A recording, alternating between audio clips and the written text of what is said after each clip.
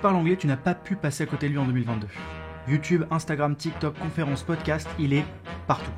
Alex Hormozi a 33 ans au moment où je tourne cette vidéo. Et il a rentré 100 millions de dollars en 2021. Pourtant, le type a démarré avec le moins scalable du monde. Il gérait une salle de sport. Pas des conneries de millennials comme agence marketing ou e-commerce. Alors, qu'est-ce qu'il a bien pu se passer pour que ce type déboîte autant le game ?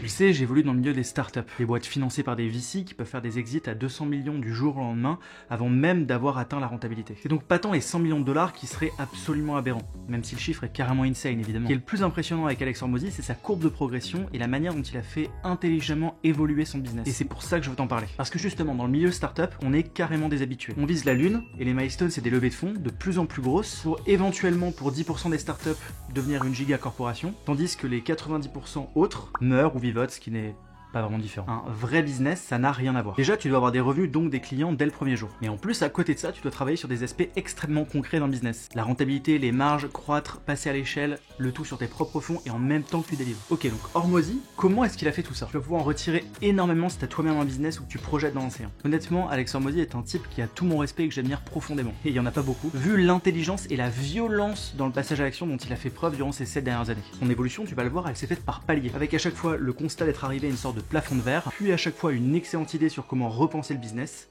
pour pouvoir passer au niveau suivant. Bon, je le disais, Alex il a démarré par ouvrir sa propre salle de sport. Il s'est déjà distingué à ce moment-là par son intelligence un peu supérieure, parce qu'au lieu d'y aller tête baissée avec ce qu'il pensait être les bonnes pratiques, il a appelé tous les gens des États-Unis qui avaient des salles de sport très successful pour leur demander comment est-ce qu'ils avaient fait. Il s'avère que le courant est super bien passé avec l'un d'entre eux et qu'Alex est parti bosser pour lui gratuitement pour apprendre tous ses secrets. Au bout de 6 mois, il a l'opportunité d'ouvrir sa propre salle de sport. Et grâce aux leçons qu'il avait apprises, de la patience et beaucoup d'efforts, il a eu beaucoup de succès. Au bout de 3 ans, en réinvestissant les profits des unes pour en ouvrir d'autres, il avait déjà 6 salles de sport différentes. Pas mal. Il aurait pu continuer comme ça et progresser de façon linéaire de la sorte. Le problème, encore une fois, c'est qu'Alex, il veut devenir milliardaire. Et pour ça, il faut du leverage. Et là, il n'y en a pas vraiment. Ben ouais, le coût incrémental d'effort d'ouverture d'une salle supplémentaire, il diminue pas dans le temps. C'est toujours le même. C'est ce qu'on appelle le modèle donne, fait, faire la chose soi-même. Voilà alors la première idée brillante d'Alex. Sa valeur ajoutée, elle réside dans le fait d'être capable de lancer des gyms successful. Il va donc juste se concentrer là-dessus et ouvrir les salles de sport d'autres personnes. C'est plus intéressant et la preuve, en 2 ans,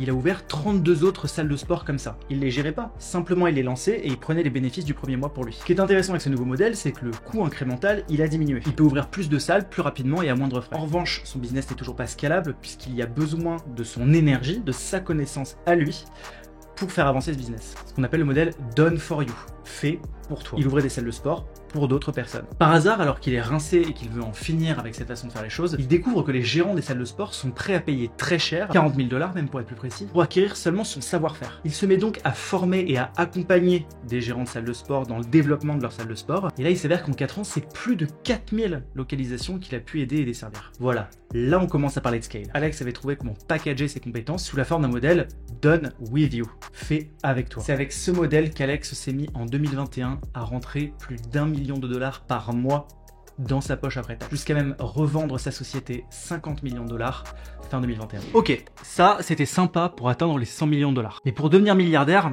il allait devoir utiliser un autre type de levier. Le capital. Et c'est pour ça que depuis 2021, il a lancé acquisition.com. Son but, maintenant qu'il sait qu'il est capable de scale le business, c'est d'acheter du capital dans des boîtes qui font environ 3 millions de dollars de chiffre d'affaires par an, les amener à 30 millions, puis les revendre. Et puisqu'il n'y a pas de raison de se priver en vérité, il est en train de développer un second levier par-dessus le premier qui était le capital, les médias. Son but, c'est que toutes les très bonnes boîtes qui sont bloquées à 3 millions de chiffre d'affaires veuillent travailler avec lui, veuillent qu'il mette son capital dans la boîte. Pour ça, il faut que les gens sachent qu'il existe et aient confiance en ses compétences. Voilà pourquoi il vend un livre gratuitement, voilà pourquoi il fait autant d'émissions, voilà pourquoi il fait autant de vidéos YouTube, voilà pourquoi il est autant présent sur toutes les plateformes. Il ne veut pas de votre argent, il n'arrête pas de le répéter, il veut votre reconnaissance, pour que de fil en aiguille, ça lui permette de le faire fructifier en investissant dans des sociétés de grande qualité. Brillant, hein, brillamment exécuté en tout cas. Bon, ça peut paraître un petit peu submergent toute cette info comme ça, on peut vite se dire qu'est-ce qu'il est fort, j'aurais jamais eu toutes ces idées. Mais il faut surtout pas, parce qu'on juge le process d'un coup à la lumière des résultats alors que ça s'est fait sur des années à la force de sueur et de travail. Vraiment quand il réfléchit, il n'a rien fait de particulier. Il a juste fait ce qu'il fallait faire sur une période quelque peu extraordinaire. Selon moi, il y a 3 éléments qui font vraiment le secret de sa réussite, qu'il est bon que tu emportes avec toi de cette vidéo. Le premier, c'est zéro surintellectualisation. C'est ce qui paralyse la plupart des gens. Hein. J'espère que t'en fais pas partie. De son côté, Alex a l'air de se distinguer par une superbe balance entre action et réflexion. Il réfléchit beaucoup, sinon il serait resté sur son premier business d'ouverture de salle de sport.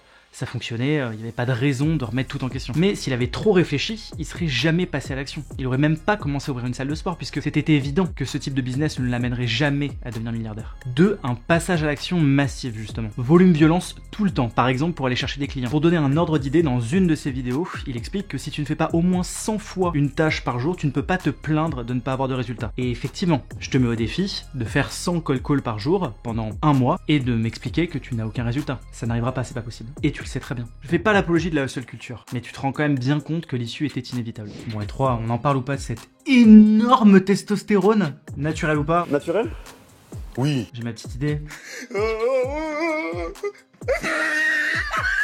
C'est évident que cette hormone des dieux l'aide à avoir autant de détermination et de focus. Voilà, j'espère que ce parcours va t'inspirer à réussir. Dans tous les cas, pour avoir le bon mindset, n'oublie pas que la vie n'est qu'un jeu vidéo, un RPG comme les autres, qu'il a ses règles et ses cheat codes.